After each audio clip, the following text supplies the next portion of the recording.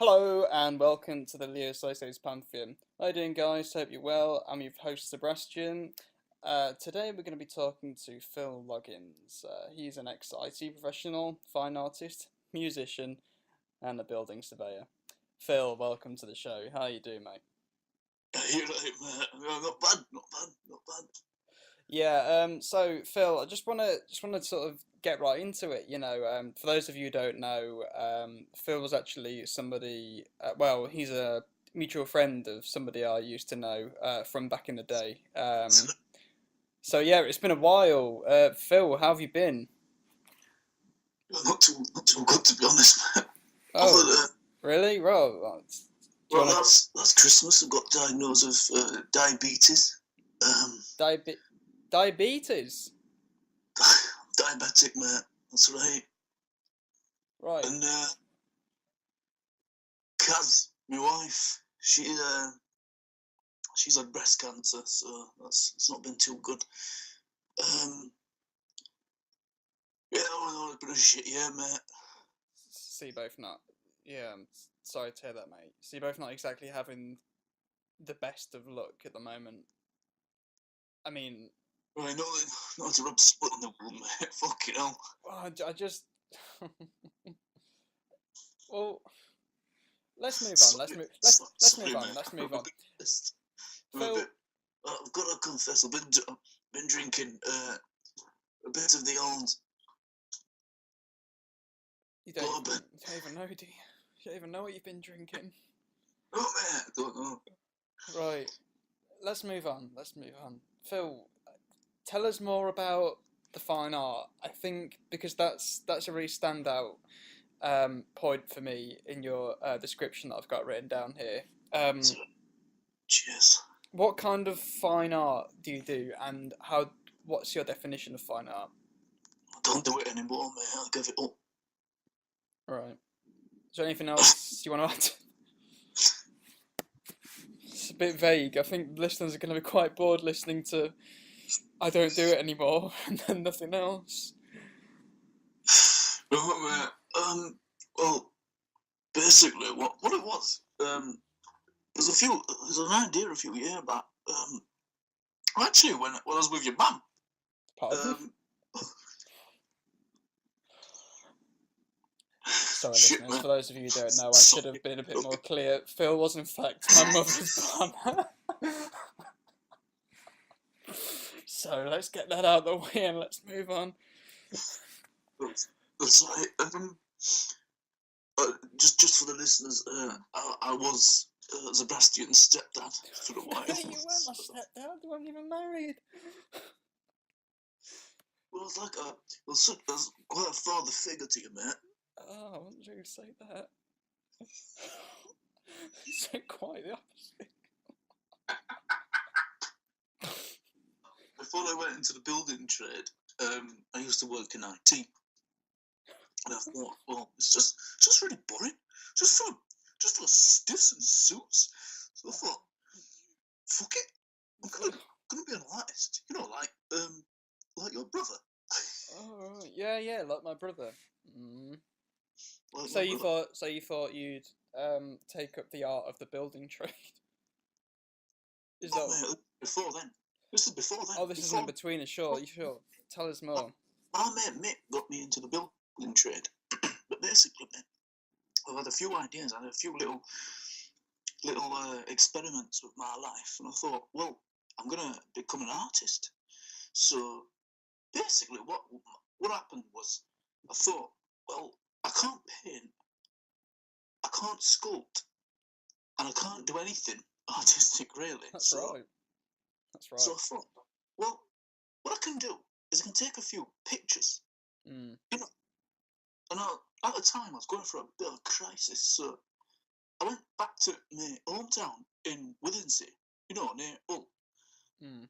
And I thought, well, I could take a picture of the old windmill down there.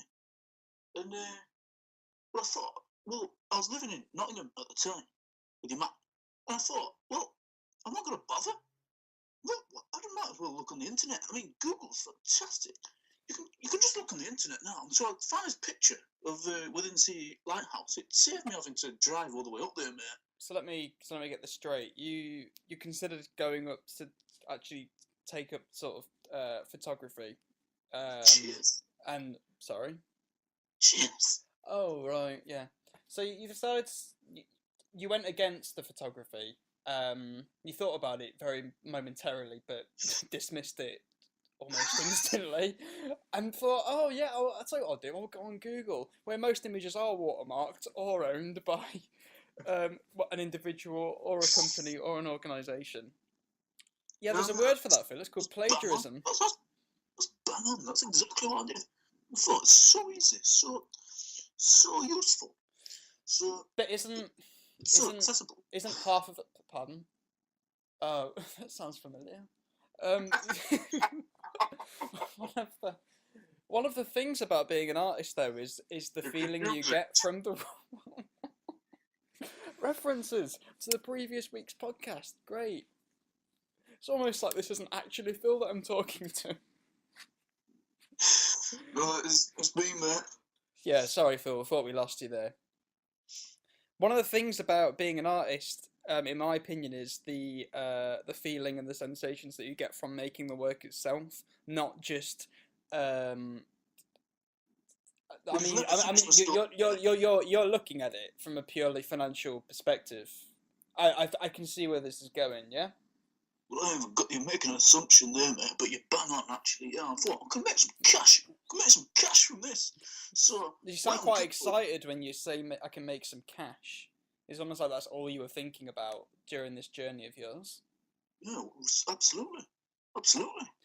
Does that not make you feel a little bit sort of hollow inside? Well, I see it, mate, as we're all hollow inside. Oh. We're all hollow inside. That's what I thought of you when I know you. Okay. When you were a kid. Well, that's when good. you were a child. You used to think, oh, I could sit down, hear you messing about, playing games. Well, shut up. I mean, that's just what children do, isn't it? They mess about and they play games. Just that you said. And that's pretty normal. Fuck off and leave me alone. What the fuck? What's wrong with you? I have a good mind to fucking end this interview prematurely. You're disgusting. Pardon? Taking a piss. I didn't quite catch that. Could you repeat that? Just taking a piss? That's all you've ever done. You and your family. Absolutely mad. You're mental. Let's move on. So, your mate, what was it? Mick or Wallace or something got you into the building trade. Tell me a bit more about Wallace. No, mate, Mick. It's not Mick, Wallace. sorry. Sounds like Wallace and Gromit, mate. Oh, yeah. It's a good one. That's funny. Oh, it's really like Wallace and Gromit, mate. Think of the first thing you think of when you hear the word Wallace. What's the association? Wallace and fucking Gromit. Yeah, mate. Sorry, mate. You alright, Phil? You sound like you're suffering a bit over there. Got a cough? Yeah, What's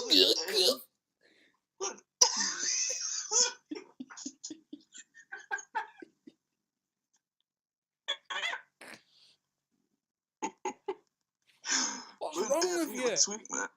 Cats had to drag me to A&E. And I was off my tits. I drank a whole bottle of whiskey.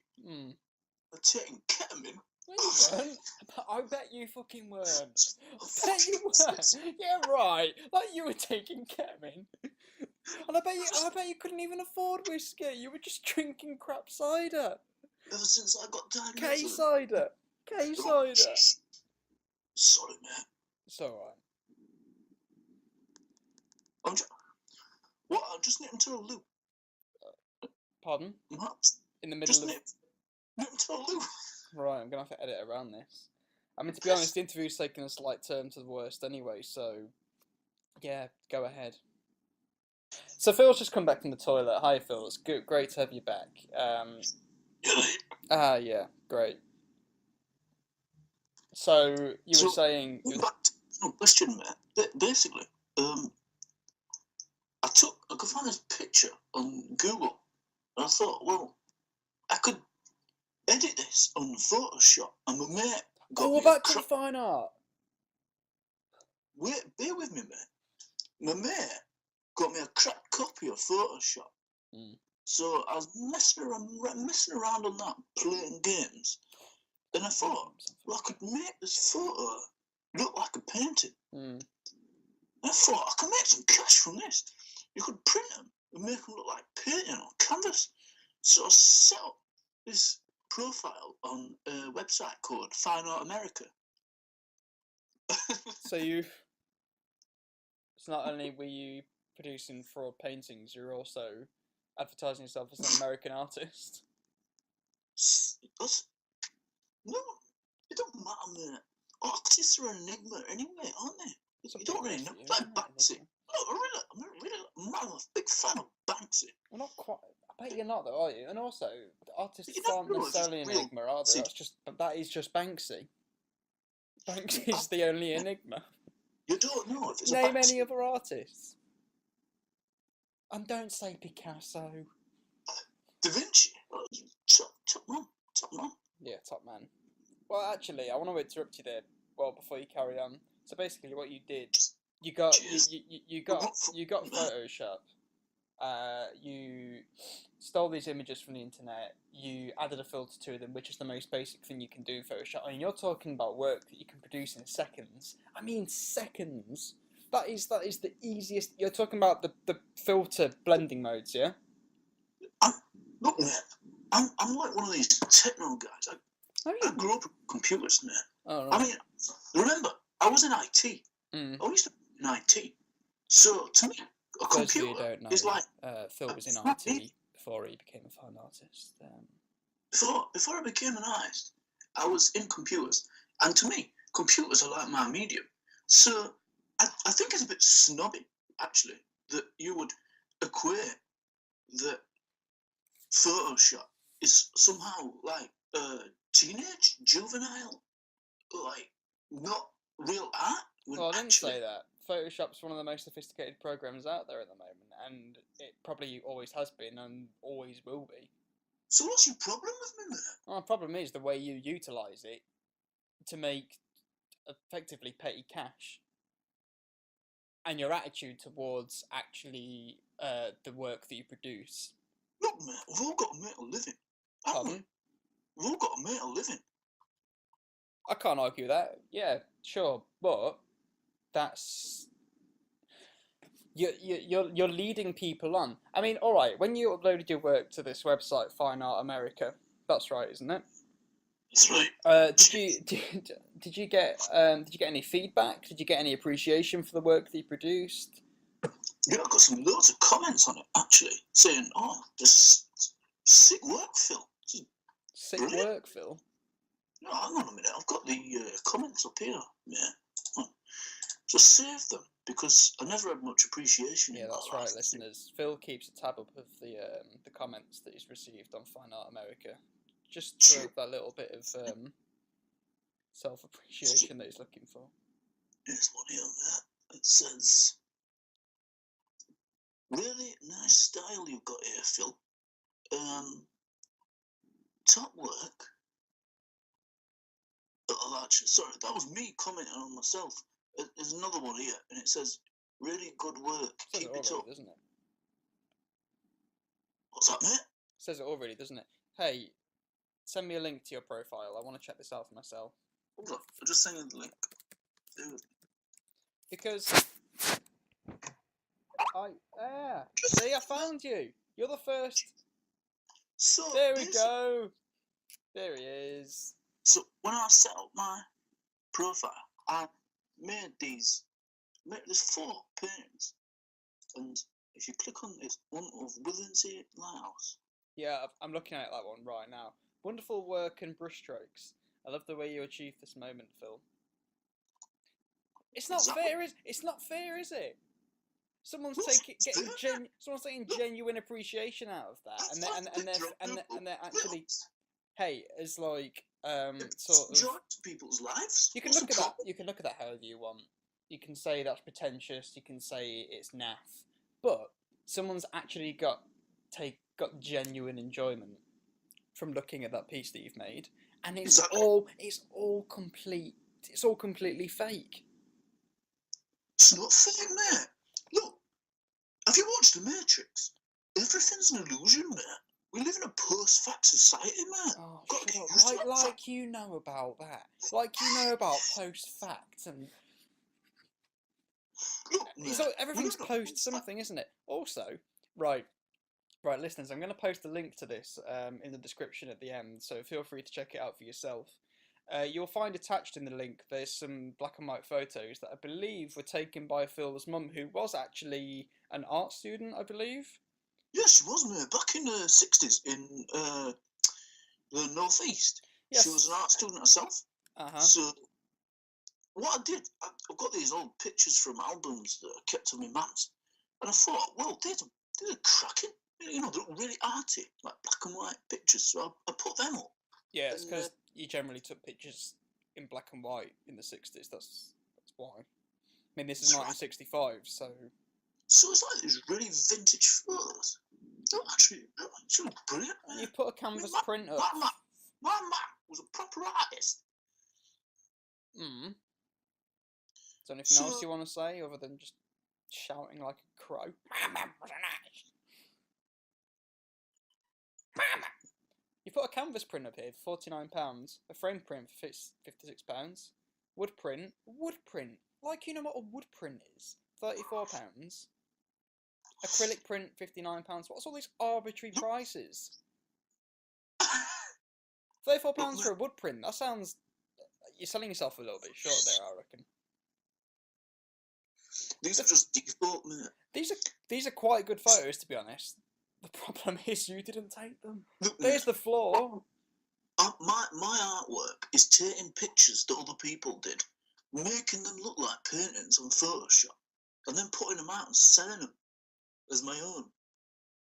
Is this sort of like a response to Tracy Emin's bed? You know, it's just the bed. Who's that? Yeah, exactly. I rest my case. You don't know anything about art. That's okay. You don't need to. It's not your thing. It's not your bag. Which which leads me to the next question, which you seem to have digressed from massively. I'd just like to say, there's a comment here on my painting of a Mystic Mountain Cottage, and good it's by a bloke called Ken, and he says, "Wonderful work of art, Phil.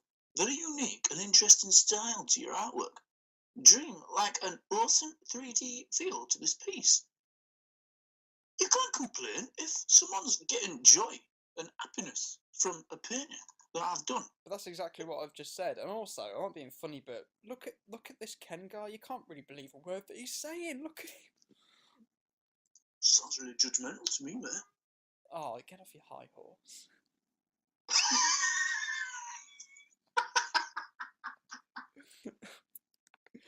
Earlier on, you were saying that children should stop messing about. Children? Irrespective of who the child is. When I was a kid, my mum used to say to me, I hate children.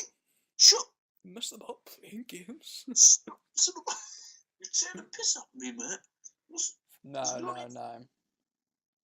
Must be the voices in your head, Phil. Look, Tell you what, though, Ken, John, he got away with murder. Got away with murder, mate. Yeah. When I was a kid, my mum was so protective because I was the youngest. I couldn't even go out and have mates of my own. Couldn't have mates of your own. That's fine. I had mates of my own. No, man. Look, Phil, hold that thought, because I really want to move on to that subject in here. That's actually... But before we move on to that, I just want to say Ken Day's got quite an extensive portfolio on this fineartamerica.com.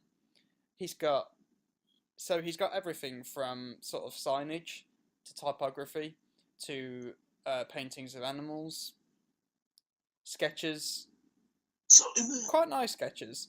He's got photographs. He's got a picture of a dead dog. He's got a photo of Terminator. This is... I didn't realise that, man. They've got a picture of a dead dog. Why on earth would you have a picture of a dead dog? This looks good. Rubbish. This actually looks good, and he's selling it as a phone case. That's disgusting. It's absolutely disgusting. Listeners, I'd love to post a link of Ken Day's Fine Art America profile in the description below. Please check out Ken Day's profile, and Sounds like if you're up for it, you know, feel free to check out Phil's. But I wouldn't waste your time. It's mainly empty, and it's mainly images that he's stolen. So let's move on to the next question. Phil, tell us more about your relationship with your mother. It's basically just bulldoze over everything that I've worked on in my art career and made a mockery of it, just like you used to when you were a kid. And I used to be sat down watching TV, and all I could hear was you going, ooh. I'm not being funny, Phil. You used to sit there in the living room, and I used to think, will you shut up, you little twat? Look, calm down. Right, alright. This is all a matter of perception for you. So I'm wondering now. Perception? Pardon? Big words, haven't you? Ever since you think you've become an adult, like me. I wouldn't quite say I like an adult yet, Phil. You asked me questions about my relationship with my mum. What do you want me to tell you? She used to keep me indoors, not let me go out with my own mates. Is that She true? used to shout at me if I ever made a noise. Phil, shut up! Every time I wanted something to go out and play with my older brother, John, I couldn't do it. Because Why do you think she wouldn't let you do it, Phil? look, mate, I didn't have the greatest childhood. That's basically what I'm saying. My mum was very controlling. My dad, he was an alcoholic. We used to drink down at the pub. Mm. He was a head teacher at the school I went to. And anything I did, he'd misbehave, messing about, playing games. He'd say, hey, I'll tell your man. And he bloody did, and all. Doesn't sound that bad. I'm being funny, but I thought you were going to say that he did some really horrible things, but... So now I'm actually wondering if you're actually telling the truth. Did you really have a strained relationship with your parents? Was your dad really that bad? Was your mum even that bad? He was a dick. Pardon? My dad was a dick. I met your dad once, actually. He was pleasant enough. I kind of see what you're saying. He liked to drink. Like father, like son in a way. That's a reference to yourself, in case you didn't make the connection. I remember one. Sorry. I like my alcohol, but I'm not an alcoholic, man. Sure. I remember one distinctive thing that he said. I don't know why this stuck with me, actually. We were down at the local. I think it was a Hungry Horse pub, actually. Oh, they're my favourite, mate. I love Hungry Horse pubs. Yeah, they're not that great. Anyway, we'd had dinner. It was around Christmas time, and I'd never heard of a sticky toffee pudding. So he was like, "Oh, should we all get dessert?" So we did, because he suggested it. And actually, I think you were there, Phil. Do you remember this? It's probably not very significant to you. You don't remember. That's yeah. I shouldn't have asked, really. Well, anyway, and one of the things that he said was, "You mean nothing to him?" Yeah, that's fine. And then this distinct. I don't know why this sticks with me so much. And he said, "Oh, sticky toffee pudding is to die for." I remember thinking, I must have been about 12 at the time. I remember feeling really embarrassed that he said that. I couldn't tell you why. Something about your dad that just made me feel, I don't know, like, I just felt quite bored around him. The sticky toffee pudding. He was absolutely monstrous with the sticky toffee pudding when I was a kid. Oh, the memories come flooding back. Like sticky toffee pudding. Oh. My God, man. So what's the connection between you, your dad, and the sticky toffee pudding? It sounds a bit like... It sounds like a dirty film. I don't want to know.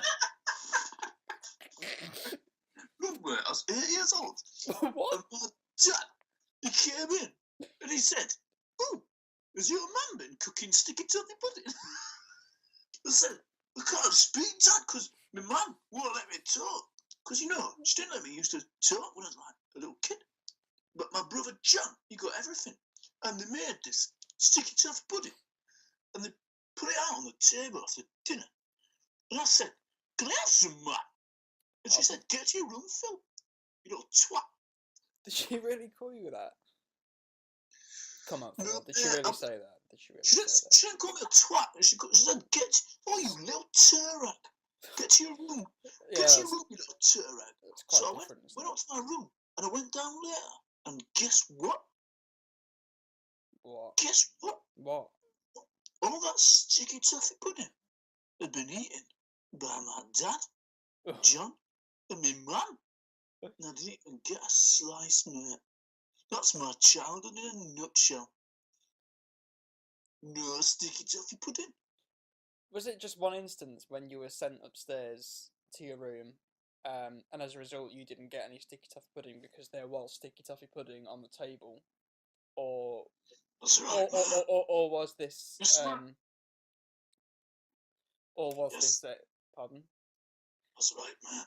Okay, But I'll take your word for it. So, I've been eating so much sticky toffee pudding to try and make up for the lack of love that I got in my childhood. That's why I got diabetes. Sure, yeah. No, it makes sense. You've been eating all this sticky toffee pudding, and as a result, you've got diabetes. That's right, man. Tell me how you've been dealing with that. No, not very well, man. Is it a recent diagnosis? Is it a few years ago? Is it Well, controlled? beginning before Christmas last year. Last Christmas. That is prime sticky toffee pudding season, my friend. It certainly is. I couldn't have a slice. All that trauma from my childhood, from that one event, came flooding back. And I couldn't have a slice of sticky toffee pudding and Christmas pudding and all them French fancies that you get. In a way, Phil, you could see it as a sort of blessing in disguise, because I don't know why you would insist on eating the sticky toffee pudding if it brought back such bad memories. Surely you'd want to avoid it at all costs. Look, mate, that's not for you to decide. If I want to have sticky toffee pudding, that's my decision, not yours. Yeah, that's But fine. now I can't do it because I've got diabetes. Does anything make you happy, or? Nothing makes me happy, mate. Nothing. How about Kaz? Is it Kaz? My wife, Cass. Yeah, tell me about your relationship with Kaz. Let's move on. Cass is a girl that I knew at school back in Withensea. And absolutely loved the girl back then. Absolutely cracking lass. But my mum wouldn't let me date her back at the time because my mum would get really jealous, Why? So she'd say, who's this Caroline that you keep talking about? I said, it's Kaz mum from school. And she said, oh, you don't hang around with her. So I didn't.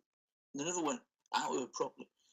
But then, many years later, basically, when I jacked in my IT career, thought, ooh, turning over a new leaf, and I started doing the artwork. And I started getting into a bit of music at the time, because I had a few mates who were in bands and that. And I thought, yeah, I'd like a bit of that. And I thought, well, why don't I look for old love interest, Kaz? So I got in touch over Facebook, mate. And it all went from there, really. And she's a bit ugly, to be honest. I don't. No, it's really Don't horrible. fancy it, man. Aren't you married? Yeah, mate. We're married, yeah. Well, that's horrible. Why are you leading on this woman? That's dreadful. I don't give a shit, mate. You just preach at me. Well, it's none of my business. I admit I may be poking my nose in, but from one sort of human being to the other, I think you need to reassess the situation a little bit and perhaps question your actions. You need to reassess your face, mate. Right, that's a good one. Oh, you said you're a musician. Let's move on to that. That's right. Cheers. Is this I presume this is the most extensive portion of your life that is full of great experiences. And I presume, did you play a lot of gigs? Were you a musician? Oh man, no, did plenty gigs. My mates were. Jesus, is there anything you actually did do? You know, I thought it'd be really interesting to sort of reconnect and possibly actually find a little bit about your past, but So I I just did sort of loads of feel like stuff, I'm man. wasting my time. My mate.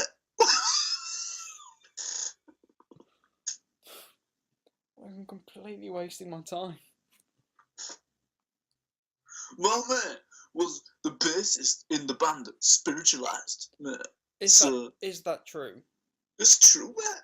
That is actually true. So Spiritualized. I basically knew, uh, it was my mate just brilliant, like Arctic Monkeys at the time, because it was around that time. And I thought, yeah, they're alright, but I can do better.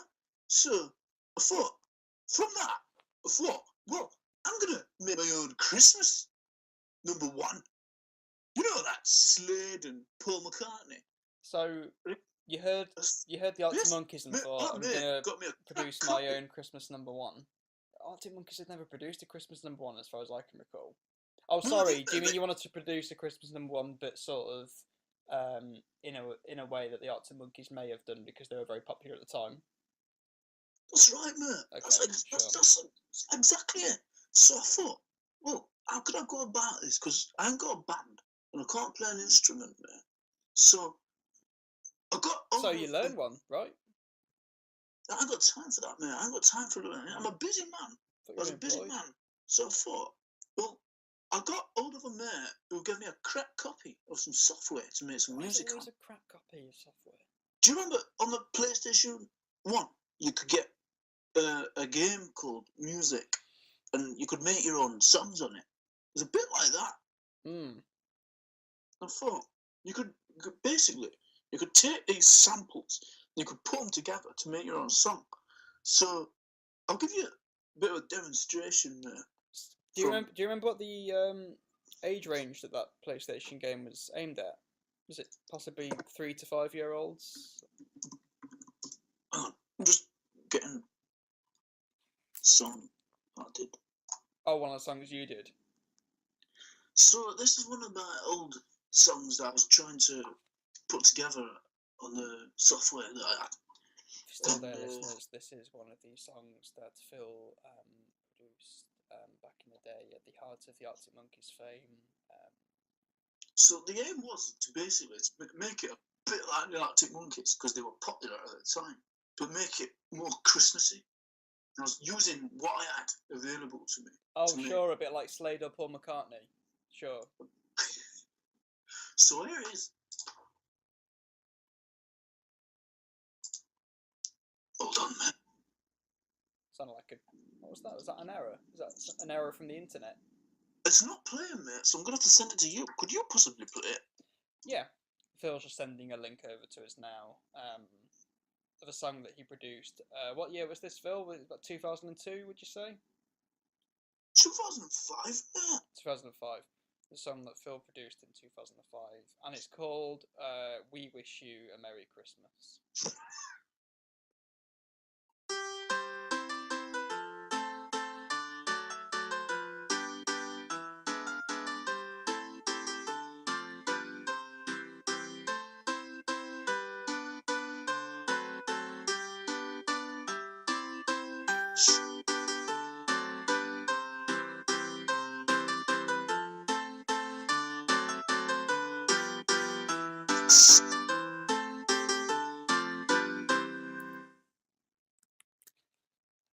Right, so what you've done there, Phil, is that you haven't really written your own Christmas song at all. You've just... Basically, I didn't get to finish it, mate.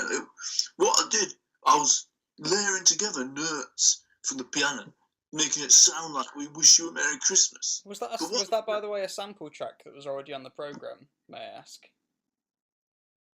Yeah, it was, mate. So you But, didn't make that song at all? but it won't finish, mate. What I was Why going to did do you is put that I on the was drum and internet? bass, like a Phil, this is really yeah, frustrating. sorry. This is really frustrating. I'm trying to uncover for the listeners what exactly your achievements are, and so far I'm getting nothing. As far as I'm aware, you haven't done a single thing in your whole life. I've had enough of this interview. All I've had is insults about my artwork, about my music. What are you going to do next? Insult about my marriage with Kaz. What next? Well, you did that for Insult me. my building trade? Your building tree, you don't own that building tree. You just worked for it for a number of years. Oh, for God's sake. Right, that's it. I'm ending this interview. No. Enough.